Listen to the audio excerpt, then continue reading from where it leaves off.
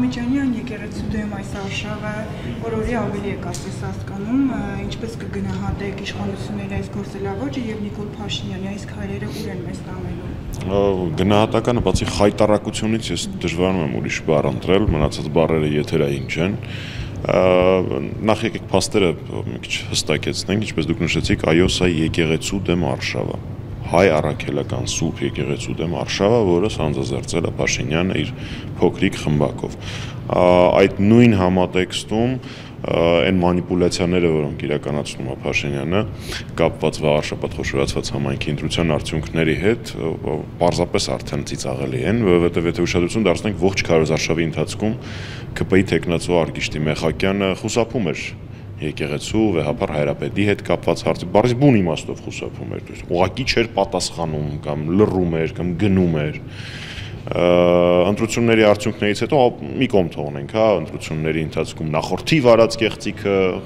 Խոյ համայնքը միացնելու հետ կապված, արդեն իսկ խոշորացված համայնքը եւս մեկ անգամ խոշորացնել, այսպես շարունակ։ Զուտ ընտրությունների փաստը վերցնելով Փաշինյանը դա մանիպուլացնում է եւ շահարկում է, որ իբր ինքը ստացավ մանդատ իր խայտարակ ազգադավ գործունեություն շարունակել։ Բնականաբար դա չի նշանակում առաջինը։ Երկրորդ ես վստահ եմ, որ Հայաստանի բնակչության եւ առհասարակ աշխարհասփյուռ հայության մեծ ամասնությունը ամենակոշտ բառերով է բնորոշում Փաշինյանի այս խայտարակ արշավը եւ կարծում եմ, որ այս հարցում արկա է գրեթե միանշանակ կոնսենսուս շատ փոքր խմբակի միղ փոխում մարգինալների բացառությամբ, որոնք ինչ որ կերպ փորձում են արդարացնել Փաշինյանի արշավը եկեղեցու դեմ։ Դուք ասում եք փոքր խմբակի կողմից կհա նման արշավ, այնուամենայնիվ եթե որոշի վեհարանը գրավել, ինչպես ինքն է ասում, ինչ պետք է քայլեր, ինչ գործողություններ հակընդդեմ պետք է արվի, որ նաև թույլ չտվի, որ հասնի փուլին։ Գիտեք, այս հարցին մենք բազմիցս պատասխանենք, եւս մեկ անգամ պատասխանեմ։ Այս հարցում Հայաստանի Հանրապետական կուսակցությունը խոնարհաբար, ինչպես եւ վայել է եկեղեցու հետ շփման պարագայում, կլսի ցանկացած կոչը մի քիչ շատ մեծ բան է, էլի ակնարկ վեհապար հայրապետի հայ առաքելական սուրբ եկեղեցու կողմից եւ կլինի ամենավտանգավոր վայրում, այնտեղ որտեղ անհրաժեշտ լինի պաշտպանել մեր սուրբ եկեղեցին եւ ինչպես որ անհրաժեշտ լինի պաշտպանել մեր եկեղեցին։ Որևէ մեկին հանկարծ չթվա, որ մենք պատասխանատվություն կամ որևէ բանից փորձում ենք խուսափել եւ պատասխանատվությունը դնել եկեղեցու վրա, ոչ մի դեպքում, պարզապես հաշվի առնելով, որ եկեղեցին մեր համար սուրբ կառույց է բոլորիս համար, ապա եկեղեցու պաշտպանությունը պիտի իրականացվի հենց այն տարբերակով, հենց այն տրամաբանությամբ, որը որ կորոշի մեր եկեղեցին եւ վեհապար հայրապետը, այսինքն եւս մեկ անգամ Հայաստանի Հանրապետական կուսակցությունը իր բոլոր ռեսուրսներով կանգնած է եկեղեցու կողքին, մենք պատրաստ ենք ցանկացած անհրաժեշտ տրամաբանությամբ պաշտպանել մեր եկեղեցին, ցավոք սրտի ազգությամբ հայ հարցակվողներից, այսպիսի բան պատմության մեջ կամ չի եղել կամ շատ քիչ է եղել, իսկ դրա տարբերակները շատ են, սկսած այն ինչով մենք հիմա զբաղվում ենք, այսինքն հանրային իրազեկում, վերջացրած արդեն ֆիզիկապես կանգնած լինել այնտեղ, որտեղ անհրաժեշտ կհամարի մեր առաքելական սուրբ եկեղեցին։ Ինչ վերաբերում է իմ նախորդ ասածին, թե ինչքան աջակցություն ունի Փաշինյանը այս հարցում, մենք կարող ենք նայել իր նախորդ իրականացրած քաղաքական միջոցառումներին, իսկ դրանք քաղաքական միջոցառումներ էին, դրանք պատարագի մասնակցություն չէր, դեպքերից մեկում առհասարակ պատարագ, երկուսում առհասարակ պատարագ իրականացնելու իրավունք չուներ կարգալույց նախկին հոգևորականը, դրանք քաղաքական ակցիաներ էին, ու այդ քաղաքական ակցիաների մասնակցությունը շատ փոքր էր, մանավանդ հաշվի առնելով վարչական ռեսուրս, ինչ հնարավոր է բոլոր տեղերից մարդկանց հավաքել, բերել եւ այլն, ու միևնույնն է պատկերը շատ փոքրաթիվ էր մարդկանց քանակը, ուստի դա ցույց է տալիս, թե Փաշինյանի ես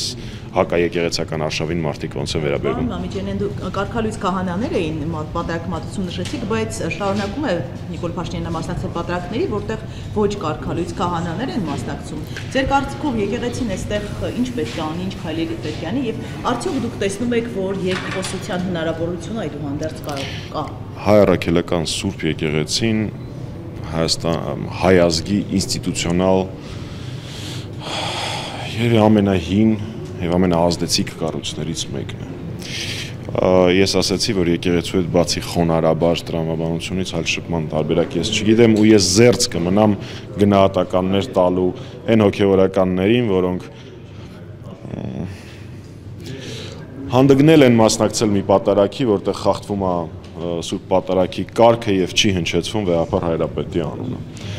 Բայց նորից եկեք ես խոնարհությամբ գնահատականներ չտամ, թե ինչ պիտի անի եկեղեցին, խորհուրդ նույնպես չտամ, որովհետեւ եկեղեցին ինձանից շատ ավելի խոհեմ է, իմաստուն եւ շատ ավելի շատ բան է հասկանում եւ գիտի։ Ամեն դեպքում իմ համար անհասկանալի է այդ հոգեվորականների պահվածքը զուտ իրենց իսկ կանոնագրքի խախտման պարագայում, ինչպես կարելի է Սուրբ Պատարագի ընթացքում չհնչեցնել Վեհապար Հայրապետի անունը, բայց ավել անդին եկեք ես չգնամ։ Պարոն Մամեջանյան, նախորդ կիրակի այստեղ աղոթքի նախաճաշ էր կազմակերպվել, ավելի ճիշտ ուրբաթ եւ շաբաթ օրերին, այդ աղոթքի նախաճաշին ինչ վերաբերմունք ունեք, ինչպիսի գնահատական։ Ես չեմ կարծում, որ ես պետք է գնահատական տամ Հայաստանում տեղի ունեցող բոլոր իրադարձություններին,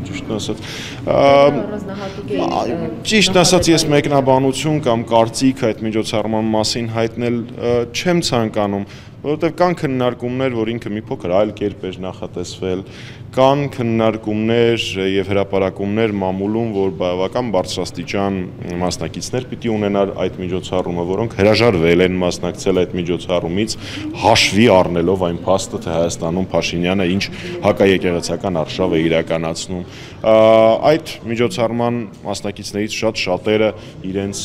մոտեցումները հայտնեցին եւ անընդունելի որակեցին եկեղեցու դեմ իրականացվող արշավը։ Ուստի եկեք ես այդ միջոցառումը չմեկնաբանեմ, շատ բաներ են մամուլում շրջանառվել այդ միջոցառման հետ կապված, որոնք կարող են քաղաքական քննարկում դառնալ, ես զերծ կմնամ այդ մեկնաբանություններից, պարզապես կասեմ, որ ցանկացած մարդ, ցանկացած գործիչ, հասարակական, քաղաքական, հոգևորական, ով տեսնում է, թե ինչպես է Հայաստանում կառավարիչների այս մարգինալ խմբակը փորձում եկեղեցու դեմ, մեր Սուրբ եկեղեցու դեմ արշավ իրականացնել, իրենց հրապարակային գնահատականները հնչեցնում են, ինչը ողջունելի է։